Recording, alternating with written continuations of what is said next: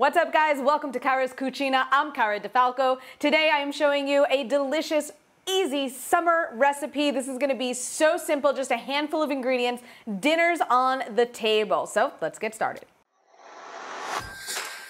Great food isn't just about good ingredients and knowing how to cook. It's about telling the story of the food.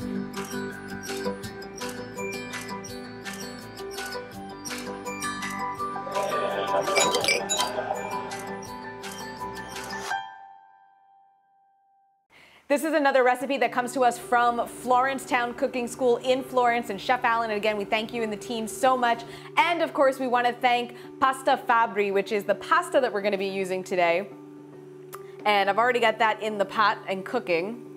And they were very kind to us to show us their factory and give everybody some pasta here. So that's what we're using today. And this is durum wheat pasta, so it takes actually almost 20 minutes to cook.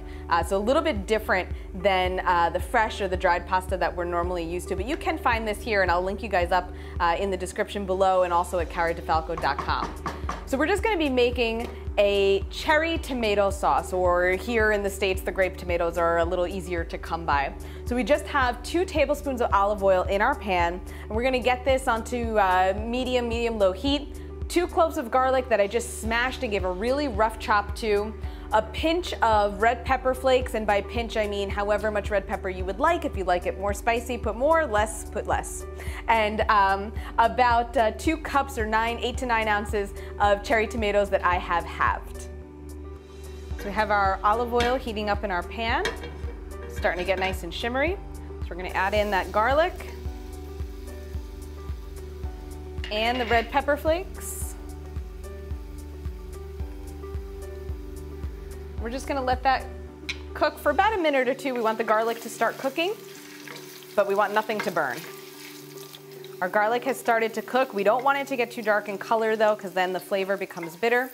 So at this point, we're going to add in our cherry tomatoes.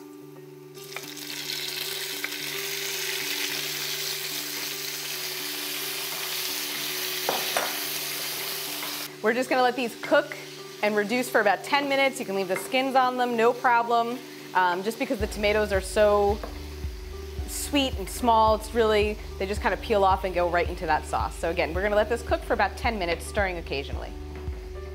Our pasta's cooked. I transferred it into the pot with our tomato sauce, and I reserved some of our pasta water because we're going to need some of this to finish this up, because this is just a little dry. I need my bigger pot here at some point, but we're going to get some of this in there.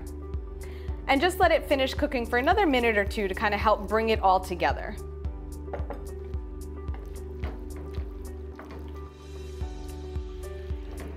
That is it for this week in the Cucina. We want to once again thank Florencetown Cooking School in Florence, Italy, and Pasta Fabbri in Tuscany as well. Thank you guys so much for helping us out with this one. And of course, for you guys at home, I'll link you up in the description below and at caradifalco.com. That is, of course, where you will find this recipe. And I will see you guys next week. Buon appetito.